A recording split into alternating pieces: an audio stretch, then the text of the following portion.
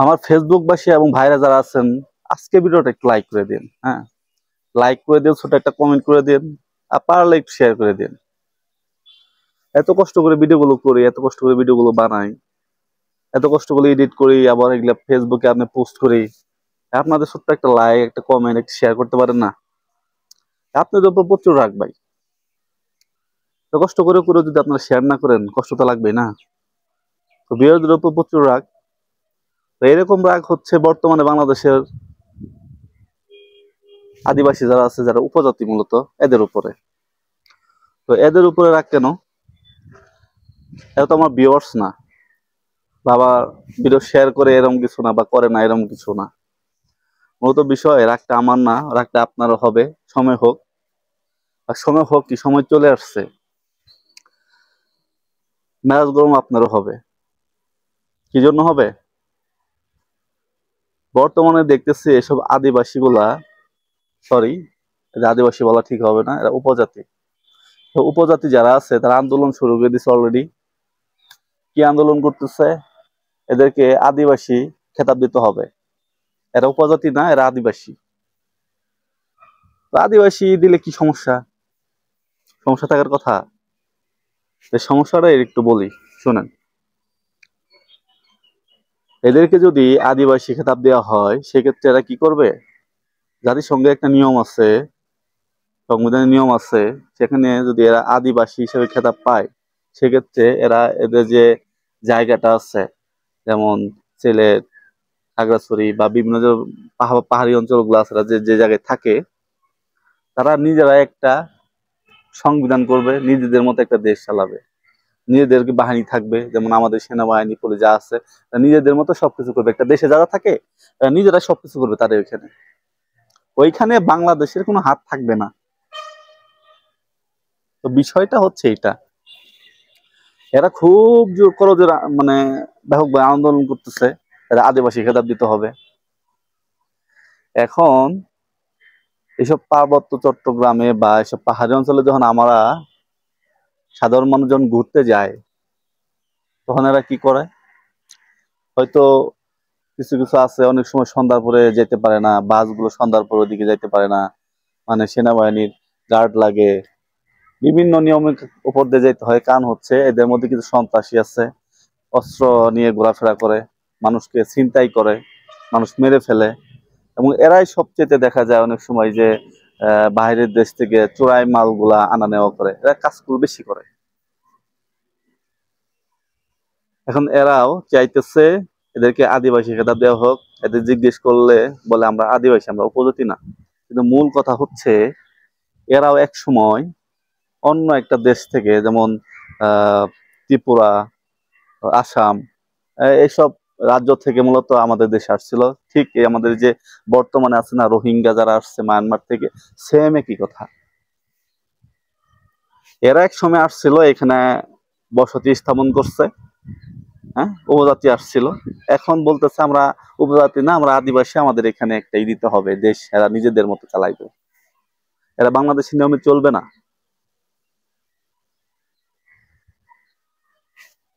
শুধু এইটা না, আমরা কিছু কিছু ভিডিও সামনে আসে, তারা দেখা যায় যে সেনাবাহিনীর লোকদের সাথে যেরকম একটা আচরণ করে, হ্যাঁ, ওই বাজে বিহেভ করে। মানে ওদের ওখানে সেনাবাহিনী যাওয়াই যাবে না, এক কথা। সেনাবাহিনী কেন আসবে? ওদের কথা সেনাবাহিনী কেন আসবে?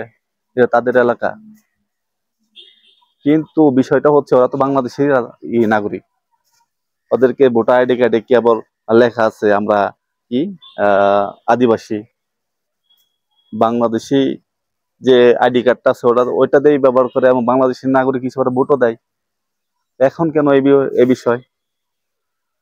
ওরা দেশটাকে বিভক্ত করতে যাচ্ছে, ওরা নিজেদের মতো একটা দেশ তৈরি করে যাচ্ছে, একটা সংবিধান চাচ্ছে। মানে ওরা বাংলাদেশি নামে চলবে না, ওরা ওদের মতো চলবে। আর ওদের মতো চললে কি হবে? আমরা যখন এই যে ঘুরতে যাই না, কিছুদিন পর মানুষ ট্যুরে যায়, সুন্দর সুন্দর বান্দরবন, পাহাড়ি জায়গাগুলো দেখার জন্য যে ঘুরতে যায়, তখন ওদের ওখানে ঘুরতে গেলে, ঘুরতে যাওয়ার জন্য কি করতে হবে? পাসপোর্ট লাগবে, পাসপোর্ট সময় আসুক। তো দেখালে এই বিষয়টা যদি হয় ওদের, তাহলে ওদের ওই দিয়ে ঘুরতে গেলে পাসপোর্ট দেখে যাইতে হবে, পাসপোর্টে ভিসা লাগবে।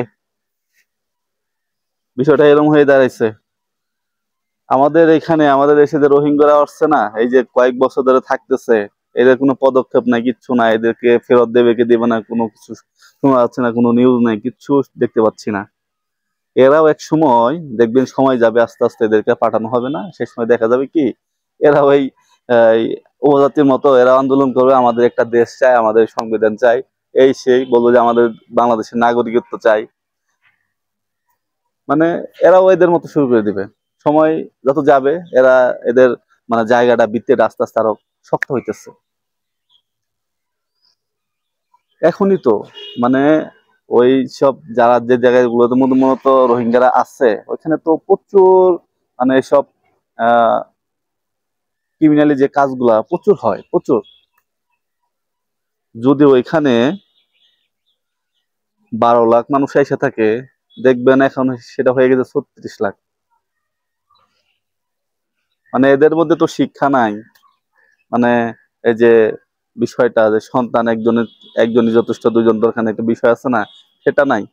এরা অহরহ এরা মানে করে যাচ্ছে, প্রোডাকশন দিয়ে যাচ্ছে, প্রচুর বেড়ে যাচ্ছে। এক সময় দেখবেন যে জায়গাগুলো থাকে ওইসব মানে এই কক্সবাজারের জায়গাটা পুরোটাই ওরা নিয়ে নিবে, বলবে এটা আমাদের দেশ চাই, আমরা মানে ফিরে যাব না, আমাদেরকে অধিকার দিতে হবে, এই সেই। এখনো তো বর্তমানে অনেক মানে শুনতে পাই বা জানতে পাই যে অনেক রোহিঙ্গা আছে যারা বাংলাদেশের আইডি কার্ড বানিয়ে ফেলছে, অনেকে আছে বিদেশে চলে গেছে। ঠিক আছে, এখন এসব উপজাতিগুলা তারা আদিবাসী দাবি করছে, তাদেরকে আদিবাসী খেতাব দিতে হবে, এই সেই। সরকার মানে সরকারের প্রতি একটা রিকোয়েস্ট, এদেরকে আদিবাসী খেতাব না দিয়ে যেভাবে আছে এভাবেই থাক। আর যদি বেশি না মানে, সেনাবাহিনী নামিয়ে দিক, উদুম কেলাক। না কেলালে ঠিক হবে না। যদি বেশি রকম উত্তেজিত হয়ে যায়, বেশি রকম বিশৃঙ্খলা করে, বেশি রকম অরাজকতা সৃষ্টি করে, সরকার যেটা ভালো মনে করে সেটা দিবে, চিন্তা করেন না ভাই। আপনারা আপনারা ওয়েট করেন। বাংলাদেশের নাগরিক হিসেবে মানে পরিস্থিতি তাদের লজ্জা লাগে মনে হয়, না কি লাগে আমি তো জানি না। আসলে সরকারের প্রতি রিকোয়েস্ট এবং আবেদন থাকলো এই বিষয়গুলো খুব ভালোভাবে দেখার জন্য।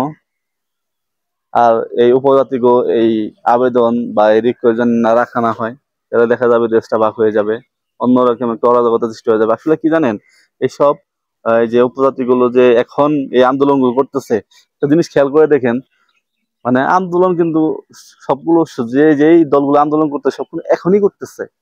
প্রধানমন্ত্রী, সাবেক প্রধানমন্ত্রী যখন ছিল তখন কিন্তু এই সাহসগুলো কেউ পায় নাই, কেউ করে নাই। এখন কেন পাচ্ছে, কেন করছে? এর পিছনে গভীর ষড়যন্ত্র আছে। এত কিছু বলার দরকার নেই, আমি সাধারণ নাগরিক, সাধারণভাবে থাকি, তো বিষয়গুলো বললাম। তো সরকারের প্রতি রিকোয়েস্ট থাকবে এই বিষয়গুলো নজর দেওয়ার জন্য। এসব উপজাতি বা আদিবাসী যারা হোক, এদেরকে কন্ট্রোল যেভাবে পারেন করেন। দেশ ভাগ হয়ে গেলে আপনার ক্ষতি, আমার ক্ষতি, সবারই ক্ষতি। বাংলাদেশ এমনই একটা ছোট্ট একটা দেশ, তার মধ্যে যদি আবার এরকম একটা বিষয় হয়ে যায়, তাহলে বিষয়টা অন্যরকম হয়ে যাবে। আর কিছু বলার নাই। ভিডিও যদি শেয়ার করতে মন চায় তাহলে করে দিন, আর যদি করতে মন না চাইতে করেন না ভাইরা। আমি আমার মতো ভিডিও করে যাব, আপনারা দেখেন বা না দেখেন বা কিছু কমেন্ট করেন বা শেয়ার করেন না করেন, এটা আপনাদের ব্যাপার। ওকে, আজকের জন্য এতটুকুই। ধন্যবাদ। আসসালামু আলাইকুম।